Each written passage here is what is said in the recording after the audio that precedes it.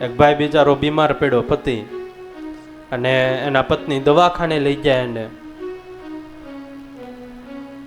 ગંભીર બીમારી છે એટલે એડમિટ કર્યો. અને પછી ડૉક્ટરે 5-6 વાગે કીધું બપોર પછી કે હવે આ કદાચ કાલનો સૂર્ય જોઈ નહીં શકે, તમે આને ઘરે લઈ જાઓ તો વધારે સારું. એટલે પત્ની હતી એના પતિને ઘરે લઈને આવી.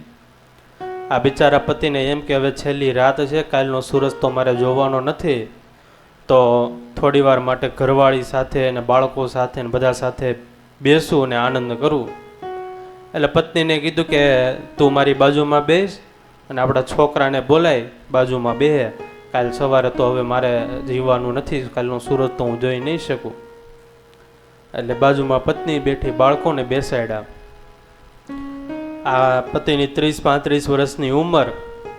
હવે નાના નાના બાળકો, થોડોક સમય ગયો, રાત પડી એટલે એને ઊંઘ આવવા મળી. હવે નાના નાના છોકરા એટલે જગાડાય નહીં, છોકરા સૂઈ ગયા.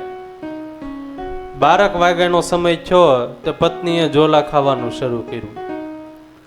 એટલે લો પતિ કે મારે કાલે કે અત્યારે મરવાનું છે, કાલે સવારે હું ઉઠીશ નહીં, સૂરજ નહીં જોઈ શકું કાલનો, અને તને ઝોલા આવે છે. એની પત્ની કે તારે ઉઠવા નથી, મારે તો કાલ ઉઠીને કામે લાગવાનું છે ને કે. એટલે આપણે એમ કહેતા હોય બહુ વેદ છે, બહુ પ્રેમ છે, હોય 30%, 40%, 50%, બાકી તો શોપિંગમાં જવું એટલે જ મીઠું મીઠું બોલે.